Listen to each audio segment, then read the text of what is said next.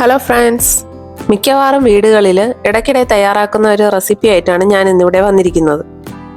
ഇന്നിവിടെ തയ്യാറാക്കി കാണിക്കാൻ പോകുന്നത് ഗോതമ്പ് മാവ് കൊണ്ടുണ്ടാക്കുന്ന പൂരിയാണ്. വീഡിയോയിലേക്ക് പോകുന്നതിന് മുമ്പ് ഈ ചാനൽ നിങ്ങൾ ആദ്യമായിട്ടാണ് കാണുന്നതെങ്കിൽ മറക്കാതെ ഈ ചാനൽ സബ്സ്ക്രൈബ് ചെയ്തേക്കുക, ബെല്ലൈക്കണും പ്രസ് ചെയ്തേക്കുക. ആദ്യം പൂരിക്ക് ആവശ്യമായിട്ടുള്ള മാവ് കുഴച്ചെടുക്കാം. അതിനായിട്ട് ഞാനിവിടെ കുറച്ച് ഗോതമ്പ് മാവ് എടുത്തിട്ടുണ്ട്. ഗോതമ്പ് മാവ് അവരവരുടെ ആവശ്യാനുസരണം ചേർത്ത് കൊടുക്കാവുന്നതാണ്. ഞാനിവിടെ വളരെ കുറച്ച് ക്വാണ്ടിറ്റി മാത്രമേ തയ്യാറാക്കി കാണിക്കുന്നുള്ളൂ. അതിനായി ഞാനിവിടെ എടുത്തിരിക്കുന്നത് 1.5 കപ്പ് ഗോതമ്പ് മാവാണ്. മാവിലേക്ക് ആവശ്യമായിട്ടുള്ള ഉപ്പ് ചേർത്ത് കൊടുക്കാം. ഇനി ഞാനിവിടെ ഒരു സ്പെഷ്യലായിട്ടുള്ള ഇൻഗ്രീഡിയൻ്റ് കൂടി ചേർത്ത് കൊടുക്കുന്നുണ്ട്. ഇതാണ് നമ്മുടെ പൂരിക്ക് ക്രിസ്പിനെസ് അറിയുന്നത് കേട്ടോ. ഞാൻ ഈ വീഡിയോയിൽ കാണിക്കുന്നതിൻ്റെ അത്ര മാത്രം റവ എടുത്താൽ മതി. ഒരുപാട് റവയൊന്നും എടുക്കേണ്ട കാര്യമില്ല, കുറച്ച് മാത്രം. ഇനി ഈ മാവിലേക്ക് കുറച്ച് സൺഫ്ലവർ ഓയിൽ ചേർത്ത് കൊടുക്കാം. അത് ചേർക്കുന്നത് എണ്ണ കുടിക്കാതിരിക്കാൻ വേണ്ടിയാണ്. ചിലർ പൂരി ഉണ്ടാക്കുന്ന സമയത്ത് ഒരുപാട് അത് എണ്ണയായിട്ട് തോന്നും, പക്ഷെ നമ്മൾ ഉണ്ടാക്കുന്ന പൂരിയിൽ ഒട്ടും തന്നെ എണ്ണയുടെ അംശം ഉണ്ടാകത്തില്ല. അതിനു വേണ്ടിയാണ് ആദ്യമേ തന്നെ വളരെ കുറച്ച് ചേർത്ത് കൊടുക്കാൻ മതിയാവും. ഞാനിവിടെ 1 ടീസ്പൂൺ അളവിലാണ് ചേർത്ത് കൊടുത്തിരിക്കുന്നത്. വെള്ളം ചേർക്കാതെ ആദ്യം ഈ മാവില് ഉപ്പും എണ്ണയും ഒക്കെ നന്നായിട്ട് മിക്സ് ആവാൻ പാകത്തിന് ചെറുതായിട്ടൊന്ന് ഞവടി കൊടുക്കുക. അങ്ങനെ ഞവടി എടുത്തതിന് ശേഷം ഇനി കുറച്ചായിട്ട് വെള്ളം ചേർത്ത് നമുക്ക് കുഴച്ചെടുക്കാം. ഞാനിവിടെ പച്ചവെള്ളം തന്നെയാണ് ചേർത്ത് കൊടുക്കുന്നത്. ചൂടുവെള്ളത്തിന്റെ ആവശ്യമൊന്നും വരുന്നില്ല. അല്ലാതെ തന്നെ നമ്മൾ ഫ്ലഫി ആയിട്ടുള്ള പൂരി നമുക്ക് കിട്ടും. വറുത്ത റവയോ വറുക്കാത്ത റവയോ ഏതായാലും കുഴപ്പമില്ല. കുറച്ച് റവ കൈവെള്ളയിൽ എടുക്കുക, അത് മാത്രം ഈ മാവിലേക്ക് ചേർത്ത് കൊടുക്കുക. ഒരുപാടൊന്നും ആക്കി കളയരുത്, അത് സ്റ്റിഫായി പോവാൻ ചാൻസ് ഉണ്ട്. അങ്ങനെ ഞവടി എടുത്തതിന് ശേഷം ഇനി കുറച്ചായിട്ട് വെള്ളം ചേർത്ത് നമുക്ക് കുഴച്ചെടുക്കാം. ഞാനിവിടെ പച്ചവെള്ളം തന്നെയാണ് ചേർത്ത് കൊടുക്കുന്നത്. ചൂടുവെള്ളത്തിന്റെ ആവശ്യമൊന്നും വരുന്നില്ല. അല്ലാതെ തന്നെ നമ്മൾ ഫ്ലഫി ആയിട്ടുള്ള പൂരി നമുക്ക് കിട്ടും. മാവ് കുഴയ്ക്കുന്ന സമയത്ത് ഒരു കാര്യം നന്നായിട്ട് ശ്രദ്ധിക്കുക. വെള്ളം ഒറ്റ സ്റ്റെപ്പിൽ എടുത്ത് ഒഴിച്ച് കളയരുത്. കുറച്ചായിട്ട് ചേർത്ത് മിക്സ് ചെയ്ത് വേണം എടുക്കാനായിട്ട്. അല്ലെങ്കിൽ ഒരുപാട് വെള്ളമായി പോയാൽ പൂരി ഫ്ലോപ്പ് ആവും കേട്ടോ. ഇതിനു മുമ്പ് നമ്മുടെ ചാനലിൽ ഒരു പൂരിയുടെ റെസിപ്പി അപ്ലോഡ് ചെയ്തിട്ടുണ്ടായിരുന്നു. അത് മൈദാമാവ് കൊണ്ടുണ്ടാക്കിയ പൂരിയുടെ റെസിപ്പിയാണ്. അതിന്റെ ലിങ്ക് ഞാനിവിടെ ഡിസ്ക്രിപ്ഷൻ ബോക്സിൽ താഴെ കൊടുത്തേക്കാം. ആവശ്യക്കാരുണ്ടെങ്കിൽ ചെക്ക് ചെയ്ത് നോക്കുക. അതുപോലെ തന്നെ നമ്മുടെ ചാനലിൽ മുമ്പ് ഒരിക്കൽ പോസ്റ്റ് ചെയ്തിട്ടുണ്ടായിരുന്നു പൂരി മസാലയുടെ ഒരു വീഡിയോ. അതിന്റെ ലിങ്കും ഞാനിവിടെ ഡിസ്ക്രിപ്ഷൻ ബോക്സിലേക്ക് കൊടുത്തേക്കാം. ആവശ്യമുള്ളവർ അതൊന്ന് ചെക്ക് ചെയ്ത് നോക്കുക. ഇങ്ങനെ മാവ് നമ്മൾ നന്നായിട്ട് കുഴയ്ക്കും തോറും അത് നല്ല സോഫ്റ്റ് ആയി കിട്ടും.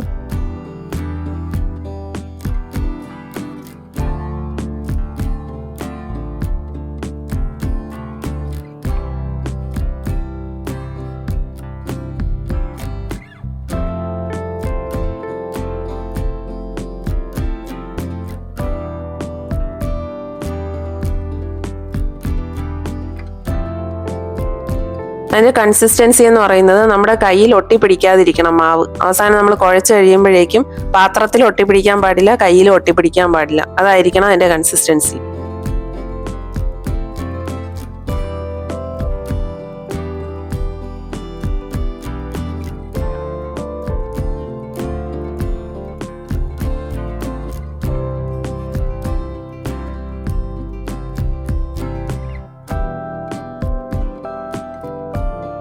ഈ ഒരു പാകത്തിന് കുഴച്ചെടുക്കുക. ഇനി ഇതൊരു മൂടിയിട്ട് അടച്ച് മാറ്റി വെക്കാം. 20 മിനിറ്റോളം റെസ്റ്റ് ചെയ്യാനായിട്ട് മാറ്റി വെച്ചിരിക്കുകയാണ്. 20 മിനിറ്റ് കഴിഞ്ഞിട്ടുണ്ട്. ഇനി മാവ് ഒന്നും കൂടെ നമുക്ക് കുഴച്ചെടുക്കാവുന്നതാണ്.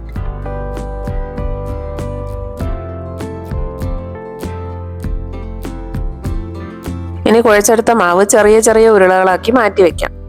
ചപ്പാത്തിയുടെ അത്ര വലുപ്പത്തിലൊന്നും ആവശ്യമില്ല. അതിലും പകുതി സൈസ് മതിയാവും. നമ്മൾ എടുക്കുന്ന ഓരോ ഉരുളയുടെ സൈസ് അത്രയും മതിയാവും.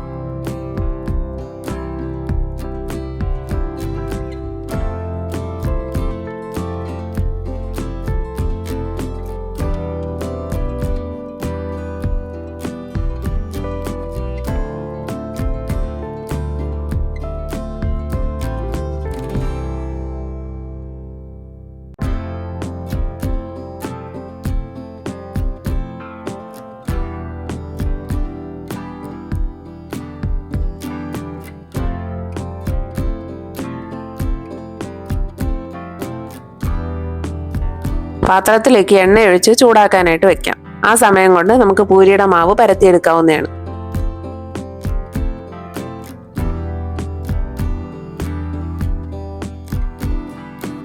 ഇതുപോലെ ഒരു ഉരുള എടുത്തിട്ട് നന്നായിട്ട് കയ്യിലിട്ട് ഉരുട്ടുക. നമ്മൾ പരത്തുന്ന പലകയ്ക്ക് മുകളിലായിട്ട് കുറച്ച് ഇതുപോലെ ഗോതമ്പ് മാവ് വിതറി കൊടുത്തതിന് ശേഷം പുരട്ടുകയാണെങ്കിൽ നന്നായിട്ട് ഒട്ടിപ്പിടിക്കാതെ വരുന്നതായിരിക്കും. അതുപോലെ ഇത് തീരെ കനം കുറച്ചൊന്നും പരത്തി കളയരുത്. അത്യാവശ്യത്തിന് കുറച്ച് കനം ഉണ്ടാവണം. എന്നുവെച്ചാൽ ഒരുപാട് കട്ടിയല്ല, ചെറിയൊരു കനത്തിലൊക്കെ പരത്തിയെടുക്കണം. എങ്കിൽ മാത്രമേ അത് നല്ല ഫ്ലഫി ആയിട്ട് കിട്ടുള്ളൂ.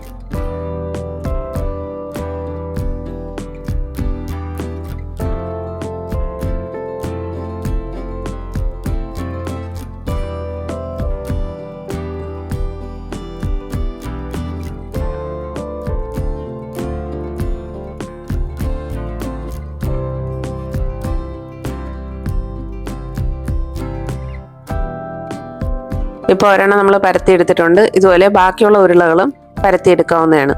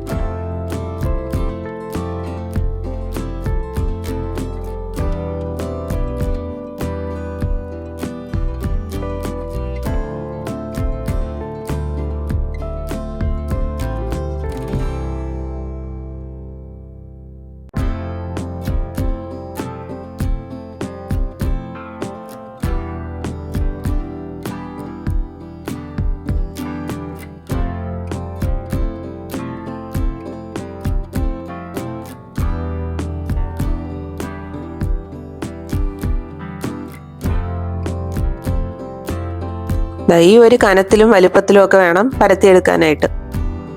ഇനി എണ്ണ ചൂടായോ നമുക്കൊന്ന് നോക്കണം.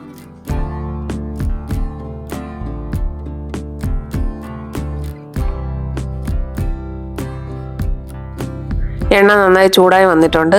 ഇനി പരത്തിയ പൂരിയുടെ മാവെടുത്ത് അതിൻ്റെ ഉള്ളിലോട്ട് ഇട്ട് കൊടുക്കാം. കണ്ടോ, അത് പതുക്കെ പൊന്തി വരുന്ന കണ്ടോ, നല്ല ഫ്ലഫി ആയിട്ട് വന്നിട്ടുണ്ട്. തീ മീഡിയം ഫ്ലെയിമിൽ വെച്ചിട്ട് വേണം എണ്ണ ചൂടാക്കാനായിട്ട്. എണ്ണ പുകഞ്ഞു പോവാതിരിക്കാനായിട്ട് ശ്രദ്ധിക്കുക, എങ്കിൽ പൂരി കരിഞ്ഞു പോകാൻ ചാൻസ് ഉണ്ട്. അതുകൊണ്ട് ഒരു മീഡിയം ഫ്ലെയിം മാത്രം മെയിൻറ്റെയിൻ ചെയ്യുക. ഇനി ഒരു സൈഡ് വേവുന്നവരെ വെയിറ്റ് ചെയ്തിട്ട് മറു സൈഡ് തിരിച്ചിട്ട് കൊടുക്കാം.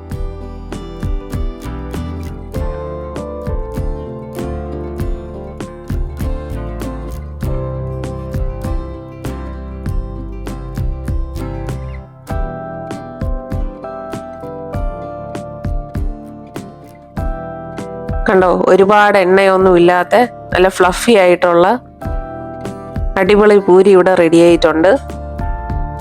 നിങ്ങളെല്ലാവരും ഈ റെസിപ്പി ഒന്ന് വീട്ടിൽ ട്രൈ ചെയ്ത് നോക്കുക. നിങ്ങളുടെ അഭിപ്രായങ്ങൾ കമൻറ്റ് ബോക്സിലൂടെ അറിയിക്കുക.